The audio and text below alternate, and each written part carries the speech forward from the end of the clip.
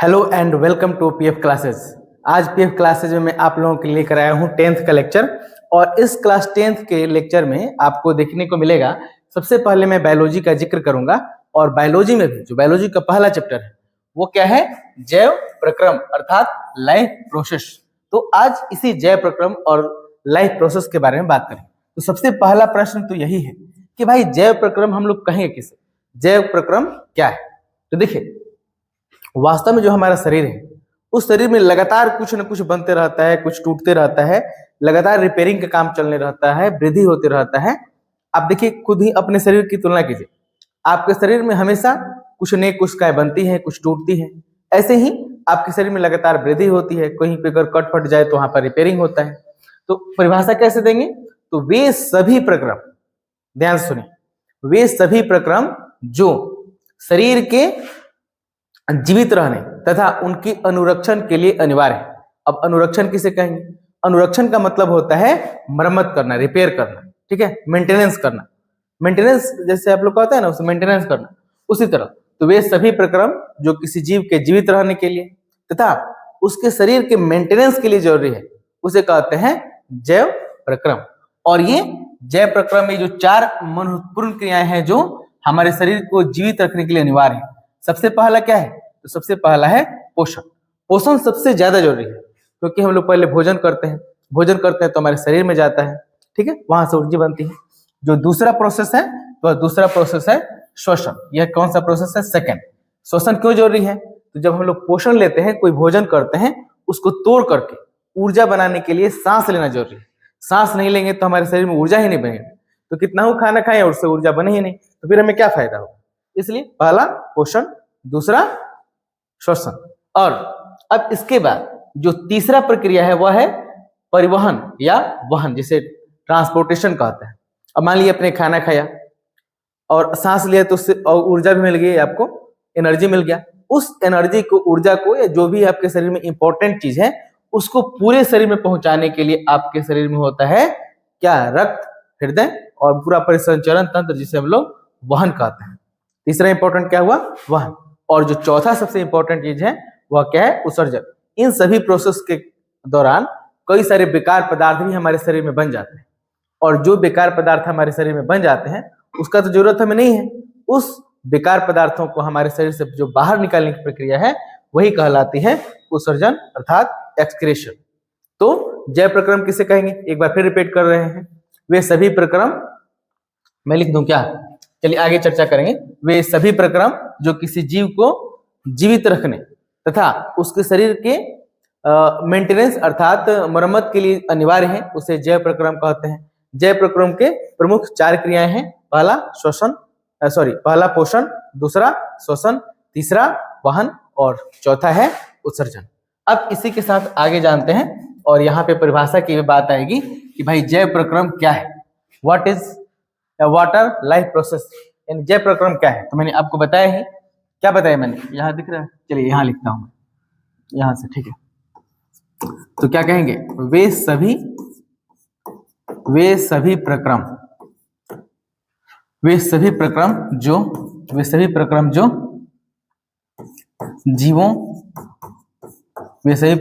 जीवों के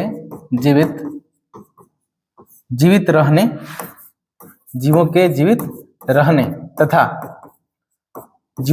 रहने तथा उनके शारीरिक, ऐसे शरीर में लिखे, उनके शरीर के मरम्मत के लिए अनिवार्य हैं,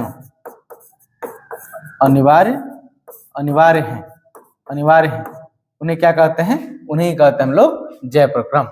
और वो कौन कौन सी 4 प्रक्रियाएं थी, तो मैंने चारों आपको बताया था। सबसे पहला क्या था, सबसे पहला जो प्रक्रिया है वह है पोषण, दूसरा है श्वसन, तीसरा है परिवहन या वहन, और चौथा क्या था, चौथा था उत्सर्जन। अब इसमें देखिए एक अच्छा सा डायग्राम है, ये मान लीजिए इसको पूरा अपना शरीर मान लीजिए।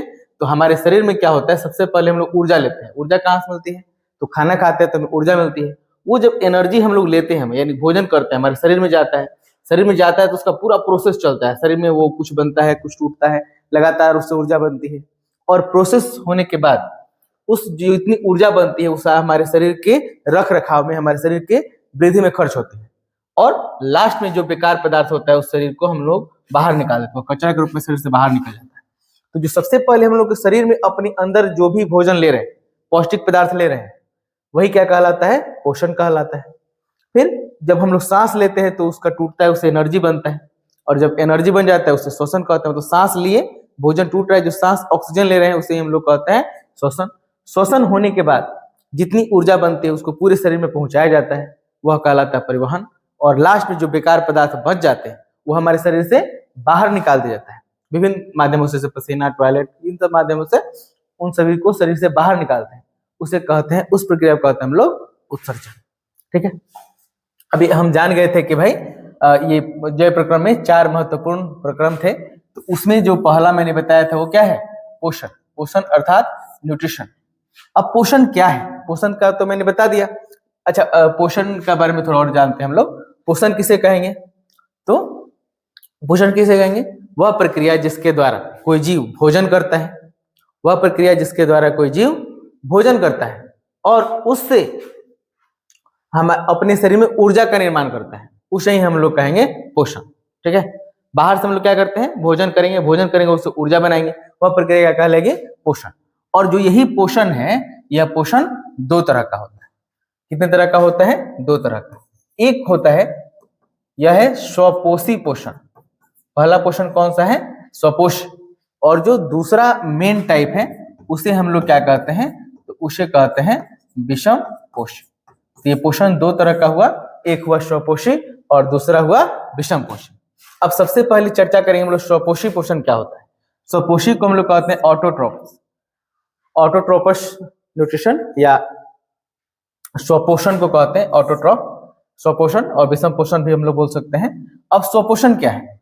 तो देखिए, स्वपोषण क्या होता है? यह केवल कुछ नील हरित शैवालों में और हरे पेड़ पौधों में होता है। ठीक है, हरे पेड़ पौधों में होगा। ध्यान रखिएगा, पौधा कैसा होना चाहिए? हरा। सूखे हुए पौधों में नहीं होगा। तो ये हरे पेड़ पौधे में होता है और कुछ शैवालों में होता है। ठीक है, जो छोटे जीव होते हैं उनमें कुछ शैवालों में होता है। बाकी अधिकांश जीव में देखिएगा तो उसमें कौन सा पोषण होगा? विषम पोषी पोषण। अब यही समझना है कि स्वपोषी पोषण वास्तव में है क्या, किसको हम लोग स्वपोषी पोषण कह रहे हैं। ठीक है, स्वपोषी पोषण क्या है? देखिए, स्वपोषी पोषण में क्या होता है, इसको मैं मिटा देता हूं कि स्वपोषी पोषण क्या होता है। तो पोषण की वह विधि जिसमें हरे पेड़ पौधे सूर्य से, देखिए यहाँ पे सूर्य है, सूर्य से क्या करते हैं? सूर्य के प्रकाश से अपना ऊर्जा बना लेते हैं, अपना भोजन बना लेते हैं। कैसे बनाते हैं? तो देखिए, इसमें क्या होता है, जितने पेड़ पौधे नील हरित शैवाल हैं, सूर्य से क्या लेते हैं? तो सूर्य से क्या लेते हैं जी? तो सूर्य से लेते हैं प्रकाश। सूर्य से प्रकाश लेते हैं, प्रकाश फिर पृथ्वी से जल लेते हैं, फिर वायुमंडल से CO2 लेते हैं। और इन पौधों के पास क्या रहता है? वो रहता है क्लोरोफिल रहता है। ठीक है, क्लोरोफिल।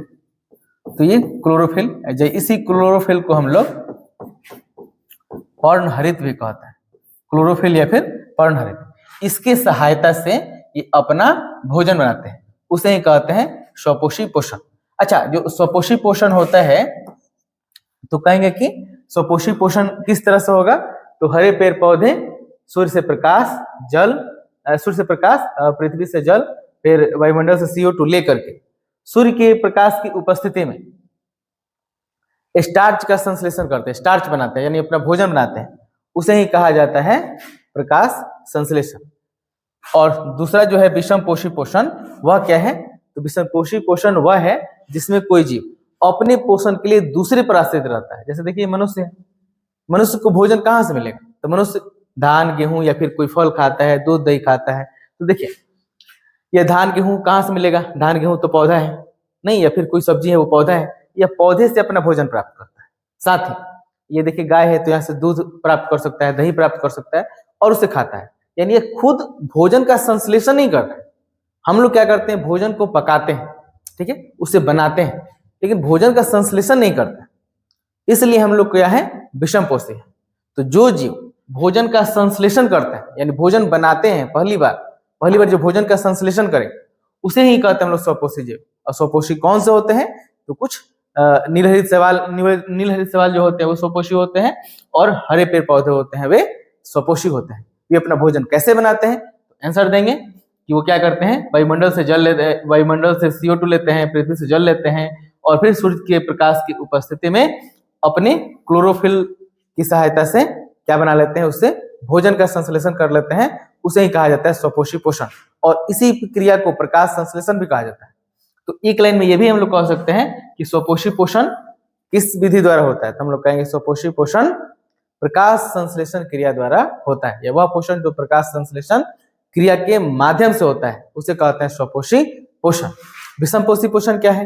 तो विषमपोषी पोषण का मतलब यह है पोषण का वह तरीका जिसमें कोई जीव अपने भोजन का संश्लेषण स्वयं नहीं करता, बल्कि अपने भोजन के लिए वह किसी दूसरे जीव पर आश्रित रहता है, उसे कहते हैं विषमपोषी पोषण। जैसे मनुष्य अपने भोजन के लिए बहुत सारे पेड़ पौधे, फल नहीं, और जो अनाज होते हैं, या फिर कुछ पशु, मीट के लिए मुर्गे, इस तरह से अन्य जीवों पर या फिर मछली उन पर आश्रित रहता है, उसे कहते हैं विषमपोषी पोषण।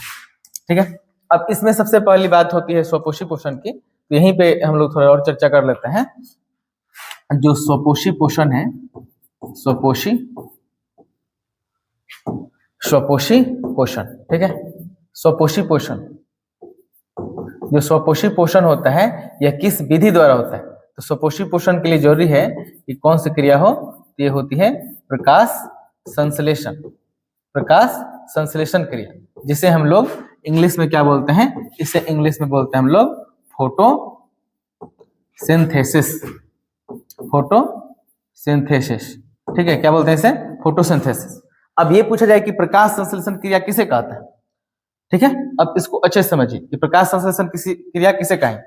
तो कहेंगे कि वह प्रक्रिया जिसमें पेड़ पौधे, चाहे बोलेंगे वह प्रक्रिया, लिख दूं मैं, वह प्रक्रिया जिसमें हरे पेड़ पौधे होने चाहिए, सूखे नहीं, हरे पेड़ पौधे, यहाँ पे हरे पेड़ पौधे सूर्य से प्रकाश, या सूर्य से नहीं लिखे, पहले ऐसे लिखे, वैसा प्रक्रम जिसमें हरे पेड़ पौधे वायुमंडल से CO2, पृथ्वी से जल, यानी H2O, पृथ्वी से जल लेकर सूर्य के प्रकाश की उपस्थिति तथा अपने क्लोरोफिल के सहायता से भोजन का संश्लेषण करता है। किसका संश्लेषण करेंगे? अपने भोजन का संश्लेषण करते हैं, यानी ग्लूकोज का संश्लेषण करते हैं। पौधों के लिए क्या संश्लेषित होता है? ग्लूकोज। तो वही ग्लूकोज का संश्लेषण करते हैं, उसे ही कहा जाता है प्रकाश संश्लेषण। अच्छा, प्रकाश संश्लेषण के लिए ये डेफिनेशन तो आपको याद होगा, कई तरह से डेफिनेशन दे सकते हैं, लेकिन उसका प्रकाश संश्लेषण का समीकरण याद रखना जरूरी है। ठीक है, तो अभी आपने प्रकाश संश्लेषण का क्या परिभाषा दिया?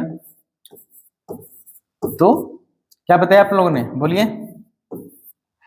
तो वैसी प्रक्रिया जिसमें हरे पेड़ पौधे वायुमंडल से कार्बन डाइऑक्साइड, पृथ्वी से जल लेकर, और देखिए दो चीज इंपॉर्टेंट है, सूर्य के प्रकाश तथा क्लोरोफिल क्या होता है? तो क्लोरोफिल होता है पौधों के पत्तियों में, या हरे तने जो होते हैं वहां पे। तो वैसी प्रक्रिया जिसमें पेड़ पौधे वायुमंडल से CO2, पृथ्वी से जल लेकर सूर्य के प्रकाश तथा क्लोरोफिल की उपस्थिति में ग्लूकोज का संश्लेषण करते हैं, या अपने भोजन का संश्लेषण करते हैं, C6H12 और O6। किसका? इसे ही कहते हैं हम लोग ग्लूकोज का संश्लेषण करते हैं,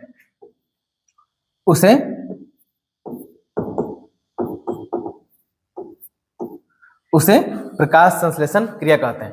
अब इस देखिए ये जो समीकरण है ना, ये आपको याद रखना है, ये इंपॉर्टेंट है। तो इसी समीकरण के माध्यम से भी आपको परिभाषा याद कर लेना है। कैसे याद करेंगे? देखिए, वह प्रक्रम या वैसी प्रक्रिया जिसमें पेड़ पौधे वायुमंडल से CO2, पृथ्वी से जल लेकर सूर्य के प्रकाश की उपस्थिति में अपने क्लोरोफिल की सहायता से ग्लूकोज का निर्माण करते हैं, उसे प्रकाश संश्लेषण क्रिया कहते हैं। अब देखिए, प्रकाश संश्लेषण क्रिया के दौरान ऑक्सीजन भी मिलता है और CO2 भी, ये बाई प्रोडक्ट के रूप में प्राप्त होता है। और ये समीकरण के लिए याद रखना है, इसको हमें संतुलित कर लेना है। तो यहाँ पे भी रहेगा, ये रहेगा यहाँ पे 6, तो 6 करेंगे तो यहाँ पे कार्बन हो जाएगा कितना, कार्बन यहाँ पे 6 हो जाएगा, और कार्बन इधर भी, यहाँ पे कार्बन कितना है जी, हाँ यहाँ भी कार्बन 6 हो जाएगा। फिर यहाँ पे जो H है वह कितना है, तो H 2 ही है, तो यहाँ पे भी 6 लिख देंगे, तो H हो जाएगा 6 दूना 12, हाइड्रोजन 12, और इधर हाइड्रोजन कितना हो जाएगा जी, इधर यहाँ पे 12 हो गया, और यहाँ पे 12 12 24, ठीक है। तो यहाँ पे हम लोग क्या कर लेते हैं, यहाँ पे 12 कर देते हैं। जब 12 कर देंगे तो हाइड्रोजन हो गया 12 दूना 24, और यहाँ भी हाइड्रोजन हो गया 6 दूना 12 और 12 24 हो गया, ठीक है। ऑक्सीजन देख लेते हैं, तो ऑक्सीजन यहाँ पे हो गया है 12, और 6 दूना 12 यहाँ पे 18, सॉरी हाँ, ऑक्सीजन यहाँ पे 12 को, और यहाँ पे 6 दूना 12, टोटल हो गया 12 यहाँ पे, और यहाँ पे कितना हो रहा है 12 यहाँ पे 24। ऑक्सीजन कितना हो गया 12 यहाँ पे और 12 यहाँ पे 24। इधर ऑक्सीजन कितना हो रहा है, इधर ऑक्सीजन 6 यहाँ पे है, आज 6 दूना 12 यहाँ पे है, तो ये टोटल कितना हो गया है 18 हो गया है, 6 यहाँ पे हो गया है तो 24 हो गया। तो ये समीकरण अब संतुलित हो गया। तो ये समीकरण आपको याद रखना है, यह किसका समीकरण है, तो यह प्रकाश संश्लेषण का समीकरण है, ठीक है। तो प्रकाश संश्लेषण भी मैंने आपको बता दिया। अब देखिए, जो स्वपोषी पोषण होता है वही मैंने बताया था। देखिए, ये पत्ती है, पौधों की पत्तियों में ऐसी संरचनाएं होती है, और ये होता है क्लोरोप्लास्ट यानी हरित लवक। और इसी हरित लवक के भीतर, ये देखिए हरित लवक है, हरित लवक के भीतर ही इसमें क्या पाया जा रहा है, हरित लवक के भीतर ही पाया जाता है इसमें प्रकाश क्या कहते हैं उसे, क्लोरोफिल। क्लोरोफिल यानी पर्णहरित, पर्णहरित यानी क्लोरोफिल कहाँ पाया जाता है, तो कहेंगे हरित लवक अर्थात क्लोरोप्लास्ट के अंदर। वही क्या करता है, सूर्य से प्रकाश को अवशोषित करता है, फिर वहां से जल, जो पत्तियां होती है वो जल अवशोषित करती हैं, फिर वायुमंडल से कार्बन डाइऑक्साइड लेता है, और इन सब का यूज करके वह बना लेता है कार्बोहाइड्रेट। कार्बोहाइड्रेट यानी वही मैंने आपको जो बताया, ग्लूकोज बना लेता है। अब ये प्रक्रिया एक और जानना है, वो मैंने तो आपको प्रकाश संश्लेषण बता दिया कि रंध्र के बारे में, ठीक है। यह क्या है, रंध्र, रंध्र के बारे में जानना है। रंध्र को हम लोग बोलते हैं एस्टोमेटा। एस्टोमेटा क्या होता है, एस्टोमेटा अर्थात रंध्र क्या है, इसके बारे में चर्चा करते हैं। तो देखिए, पौधों के पत्तियों में बहुत छोटे छोटे छिद्र होते हैं। फिर से सुनिए, पौधों के पत्तियों में बहुत छोटे छोटे छिद्र होते हैं, उन्हीं छोटे छोटे छिद्रों को कहते हैं रंध्र। और इसी रंध्र के माध्यम से जो पेड़ पौधे होते हैं वो वायुमंडल से CO2 को खींचते हैं तथा ऑक्सीजन को छोड़ते हैं। यानी पेड़ पौधे CO2 को किस अंग द्वारा यानी किस हिस्से से CO2 को अवशोषित करते हैं, तो कहेंगे पेड़ पौधे रंध्र द्वारा। पेड़ पौधों को पेड़ पौधे क्या होते हैं जी, रंध्र द्वारा ऑक्सीजन को अवशोषित करते हैं। और जो वेस्ट मटेरियल होता है, जैसे CO2 को उनको अपने शरीर से निकालना है, तो CO2 को किस विधि से निकालते हैं, सॉरी मैंने शायद उल्टा बोल दिया कि पेड़ पौधे, यहां लिख देता हूं, पेड़ पौधे CO2 किस विधि द्वारा, मतलब किस अंग द्वारा अवशोषित करते हैं, तो आंसर क्या होगा, रंध्र। रंध्र से ही CO2 का अवशोषण होता है, और फिर प्रकाश संश्लेषण के बाद जो ऑक्सीजन बनता है O2, वो भी बाहर किस अंग द्वारा आता है, तो वह रंध्र द्वारा ही आता है। यानी CO2 चाहे पौधा अवशोषित करे या O2 छोड़े, इसका निकाले बाहर, या फिर जल, पेड़ पौधे क्या होते हैं, जो एक्स्ट्रा जल होता है ना, वो भी इसी रंध्र द्वारा बाहर निकालते हैं। तो कुल मिलाकर के आपको यही जानना है कि रंध्र क्या है, तो रंध्र छोटे मोटे छिद्र होते हैं जो प्रायः पौधों के पत्तियों पर पाए जाते हैं, और ये वायुमंडल से CO2 को अवशोषित करते हैं। साथ ही जो पेड़ पौधों में से कुछ जल, एक्स्ट्रा जल निकालना रहता है या फिर ऑक्सीजन को निकालना रहता है, तो वे इस रंध्र द्वारा ही शरीर से बाहर निकाल देते हैं, ठीक है।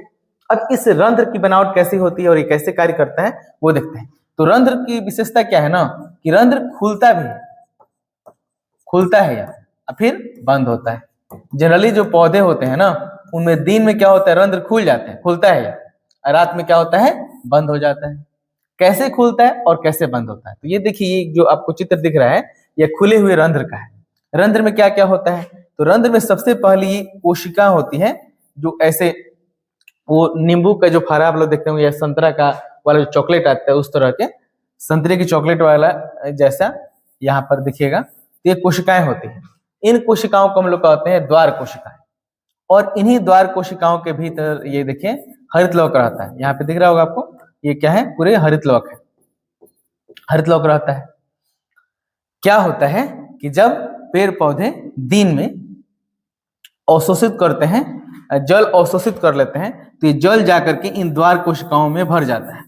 और द्वार कोशिकाओं में जब जल भर जाता है तो क्या हो जाती है? स्फीत हो जाती है। स्फीत यानी टर्जिट, टेढ़ी हो जाती है। और टेढ़ी हो जाती है जैसे मान लीजिए कि यहाँ पे मैं बता रहा हूँ, ये पूछा जाए कि भाई द्वार कोशिकाएं कैसी होती है, तो ये आप कह सकते हैं कि सेम के बीज के आकार के। तो आप देख रहे होंगे कुछ ये सेम के बीज के आकार के हैं, इस तरह के हैं।